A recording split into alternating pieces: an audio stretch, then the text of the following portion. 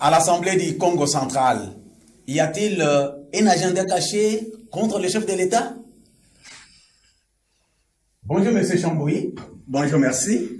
Ça fait un bon laps de temps que nous ne sommes plus retrouvés ensemble pour parler de notre pays, la République démocratique du Congo, et surtout de notre province, le Congo central. Je suis ravi d'échanger avec vous aujourd'hui. Le mardi 30 septembre, il y a eu rentrée parlementaire, les députés provinciaux ont regagné l'hémicycle. Dans la ville de Matadi, plus précisément au chef-lieu, il y a eu beaucoup d'agitation dans la ville. Beaucoup d'agitation. Qu'est-ce qui s'est réellement passé? Merci, Monsieur Génie, pour cette question. Tout d'abord, laissez-moi vous dire que c'est un grand plaisir pour moi de nous retrouver encore ces jours pour un échange patriotique. Conformément à la loi, il y a eu rentrée parlementaire, les élus provinciaux du Congo central ont respecté la tradition. Les députés se sont retrouvés en plénière d'ouverture des sessions, la session dite session budgétaire, mais un groupe composé de 22 élus a introduit une pétition contre le président du bureau de l'Assemblée provinciale et une autre pétition contre le vice-président. Un autre groupe composé de 14 députés a déposé le même jour une pétition contre le rapporteur de la même chambre. Du coup, les esprits se sont surchauffés, les uns contre les autres, les députés s'entredéchirent. Que reproche-t-on à ce membre du bureau? Les députés pétitionnaires reprochent à leur président et leur vice-président un certain nombre de griefs, entre autres entraves aux initiatives parlementaires, violation des règles de passation des marchés publics, non-livraison des véhicules à l'échéance convenue, au moment qu'ils s'étaient contenus pour donner, tout le monde n'a pas encore reçu leur véhicule. Et puis, la mauvaise gestion des fonds alloués à leur chambre. Quant au rapporteur, il lui est reproché l'incompétence dans l'exercice de ses fonctions de rapporteur, divulgation des décisions prises dans les différentes réunions et manque de courtoisie à l'égard de ses collègues députés.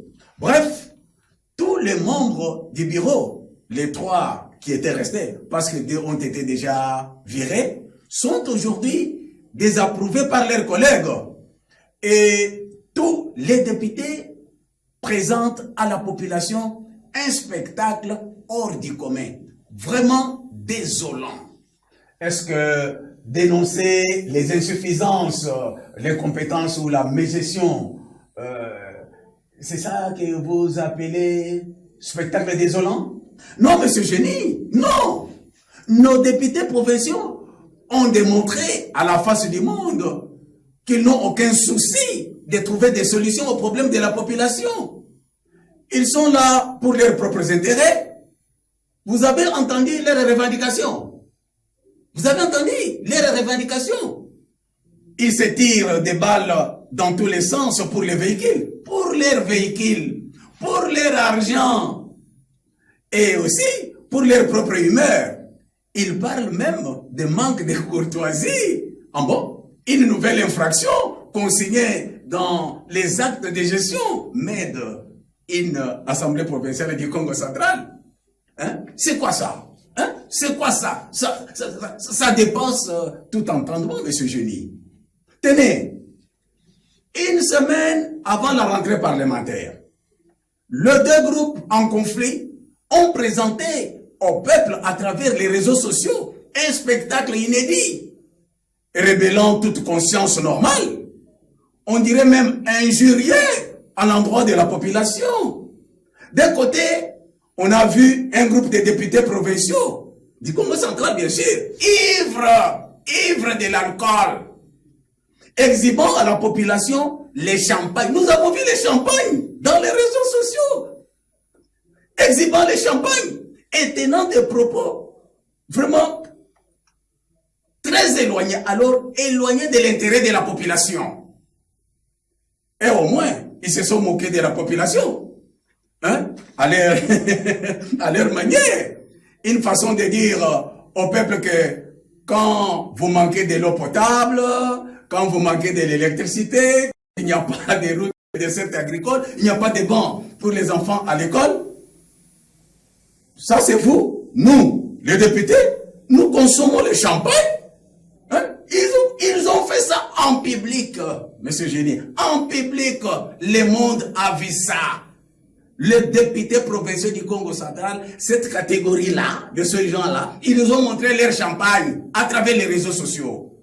Et de l'autre côté, encore un autre groupe, des députés provinciaux du Congo central toujours, se réjouissant avec des repas copieux et aussi ivres de l'alcool. Ivres de l'alcool. Les images sont là, les vidéos sont là, hein? Ils sont à la portée de tous. Également, pour eux, c'était leur façon de dire au peuple que vous avez faim, hein? Vous avez faim, ce n'est pas notre problème. Nous, les députés, nous mangeons, nous buvons, nous savourons les meilleurs vins de l'Italie, de France, de l'Espagne.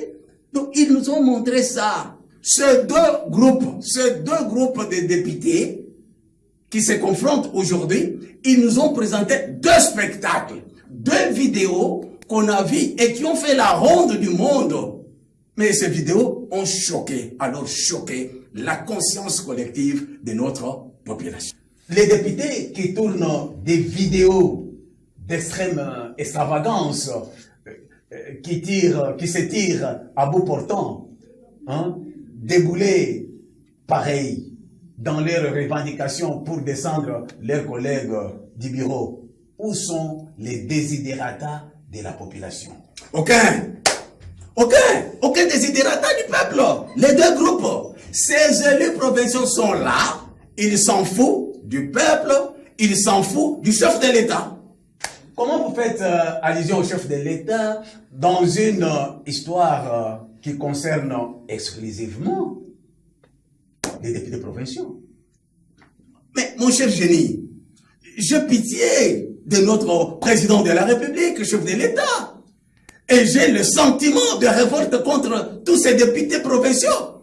Parce que je ressens jaillir dans ma chair la douleur qui ronge l'être du chef de l'État. En ce moment où le pays est agressé par les Rwandais et les supplétifs de AFC M23. Félix Antoine Tshisekedi Tshilombo se bat jour et nuit pour consolider la cohésion entre nous et faire face aux défis majeurs qui se présentent à nous. Hein? Ces défis qui se présentent. Mais certains compatriotes, hein, se plaisent à faire le jeu des ennemis. Les ennemis de la République. Pour la déstabilisation des institutions. Est-ce que déstabiliser les institutions, ça profite à qui? C'est ça la question que je me pose. Ça profite à qui?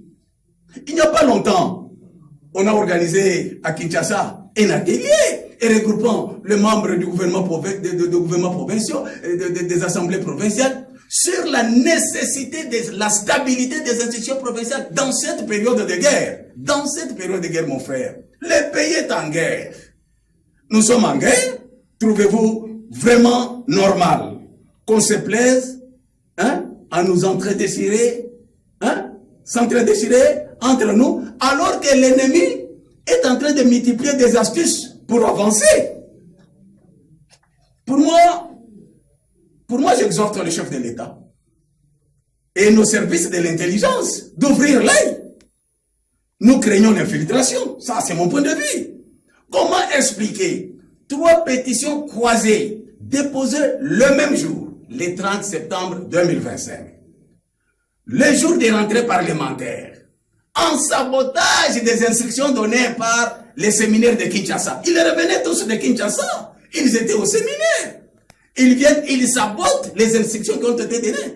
N'est-ce pas une volonté délibérée de bloquer le fonctionnement normal de la première institution provinciale? De bloquer la province? Quel est l'agenda caché de tous ces députés provinciaux? est leur agenda caché? N'est-ce pas une façon d'affaiblir, à l'interne bien sûr, les efforts que conjugue le président de la République? Hein? N'est-ce pas? Donc c'est un peu suspect, si je peux dire ça. N'est-ce pas l'ouverture d'un autre front à l'intérieur pour combattre le chef de l'État?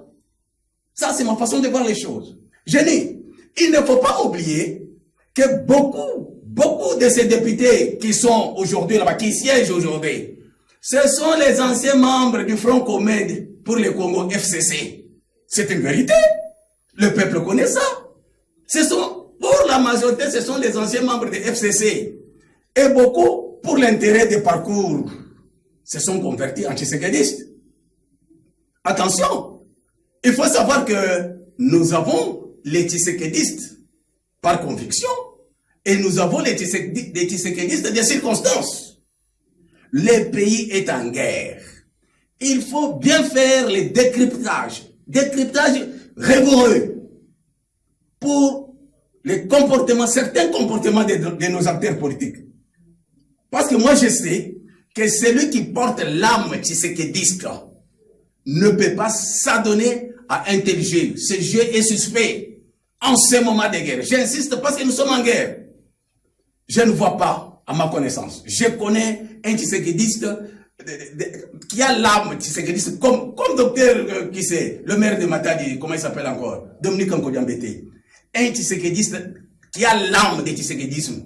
Il n'est pas dans la transhumance. Depuis que moi je l'ai connu, il avait 18 ans. Il est resté intact dans l'UDPS. Et il est là. Est-ce que vous croyez que quelqu'un qui a l'âme de Tshisekedi, qui a l'âme de l'UDPS, quelqu'un qui connaît très bien les combats que fait le chef de l'État, peut se permettre aujourd'hui, les pays en guerre, créer, à fragiliser les institutions, peut faire des choses, ne pas respecter les instructions qu'on venait de donner tout à l'heure là?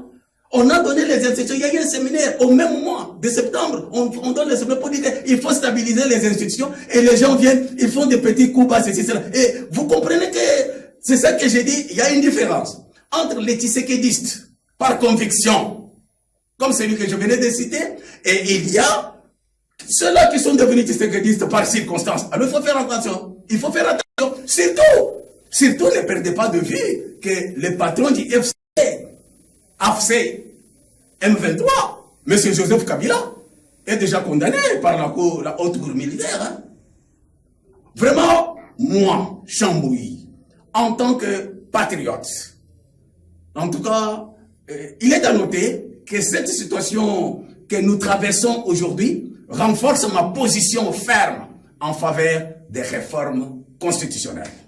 Des réformes constitutionnelles? Oui, il faut des réformes constitutionnelles. On doit procéder à la révision constitutionnelle ou tout simplement changer la constitution pour permettre au pays d'avancer.